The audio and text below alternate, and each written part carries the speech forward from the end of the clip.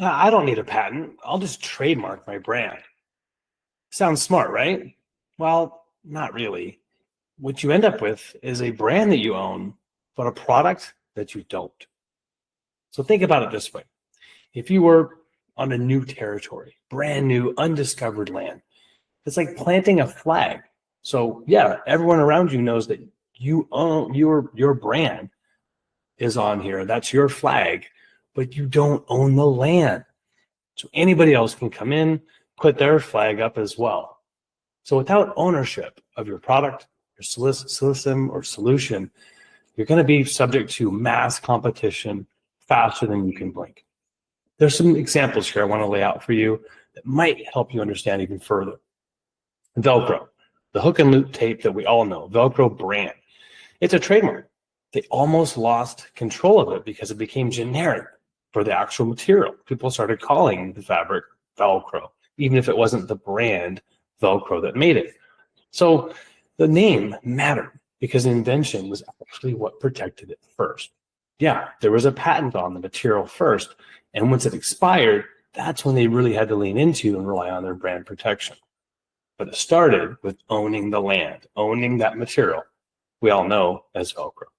Number two, Dyson. Dyson vacuums, we know this really well, and the inventor's last name, of course. He patented the cycle and vacuum design and the whole system as many, many patents deep. The trademark followed after the technology was first protected. Once that's untouchable, then you can build and develop your brand, file trademarks. So it isn't either patents or trademarks, it's both and.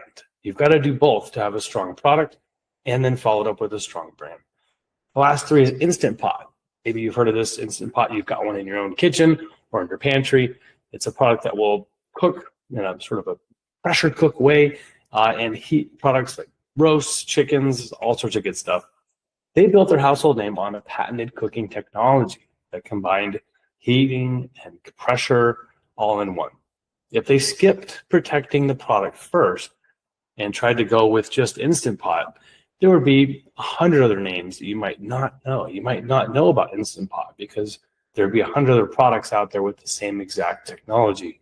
So they secured the product first, then sought their trademark later.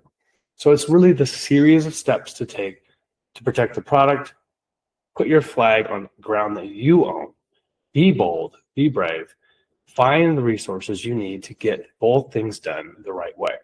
If you have questions about how to get started, please get hold of us at boldpatents.com and book a free discovery call today. I'm JD Houvener, wishing you an awesome day. Go big, go bold.